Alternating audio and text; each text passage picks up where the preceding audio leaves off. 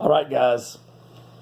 Not only are we on day 14 of this deal, 13 days of fermentation, but it's a blizzard.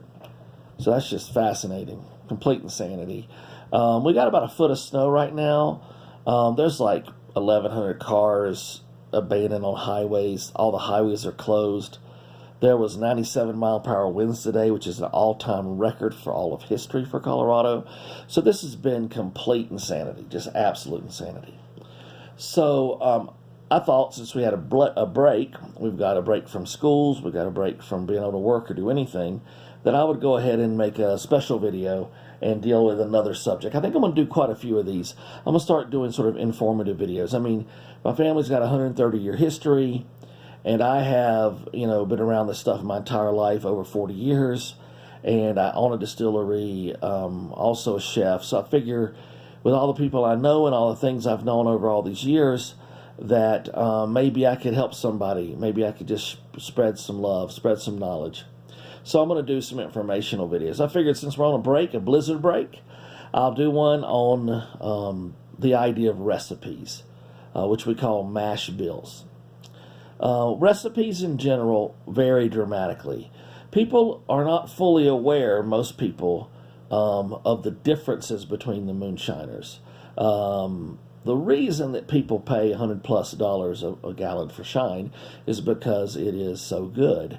And they fall in love with a certain shiner's recipe. Now, this is akin to a winery, like a California winery. If you take a tour of California wineries, you'll fall in love with one, if you're a wine person, and just have one you love. Or maybe you have a favorite beer. There's a ton of beers, but maybe you have a favorite beer. And this is very similar. Think about beers and how they're different. Now, beer contains basically the same ingredients. Almost all beer. In fact, German purity laws are very clear about that. But you've really got water, malted barley, hops, yeast. I mean, that's basically it. And you can play with it, different types of hops and things like that. But think about all the different beers that are possible with that recipe. Or wine. Wine is just grapes. It's all grapes. Now, there are different kinds of grapes. There's Cabernet and there's Pinot Grigio and Pinot Noir, all that stuff. So just think about those worlds and remember that even though there's been a lot of bad press over moonshine, that really it's the same thing.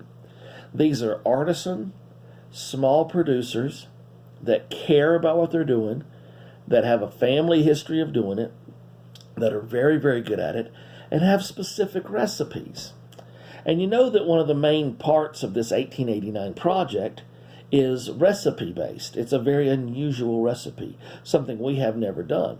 So think about that. Think about those recipes. And I'll give you sort of a primer. First of all, let's talk about this one. The thing that makes this special is the rye component and the malted rye. You're going to need, in the past, you're going to need some type of malt. Because malt is really, well, it's the thing that makes it work. It's how it works. So malting, and you probably know the basics, but you trick a grain into thinking it's going to grow. A little warmth, a little water, it starts to sprout. Then you warm it down, dry it out, grind it up. And everyone in the world is using malted barley. And the reason they're using malted barley, literally 99% of everything made in the world that's whiskey-based or beer-based is using malted barley. The reason for that is that barley is got what we call a high diastatic profile. In other words, it does a very good job. It does a very good job of turning the starches into sugars that the yeast can eat. It's easy to malt. There's a very long history of malting it. A lot of people are very good at malting it. And so malted barley is the standard. But that's not what people use all the time. And in history, it wasn't.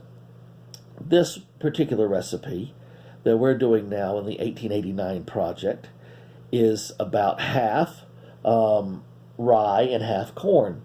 And the fuel for this, the thing that makes it work, is malted rye.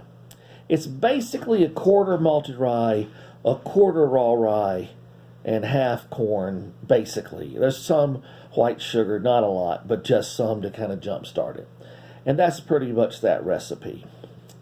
Well, If you think about that, that's quite unusual. Most people that know about moonshine, and most people don't. So you're talking about over 90% of drinkers and people in America have no idea what moonshine even is. A few people, I mean, everybody's heard of it, but they don't really understand it, you know. They don't, you know, it's complicated and it's historical, and there's been a whole lot of sort of bad press. So people don't necessarily know how it works. I'll give you a couple examples. So take Popcorn Sutton. So Popcorn was probably the most famous moonshiner of all time. He's gone. That's actually a funny story, so you probably ought to look that up sometime. But he was defiant and rebellious to the end.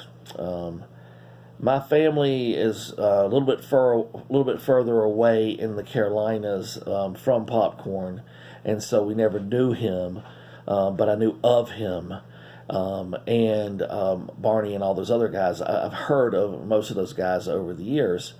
I mean,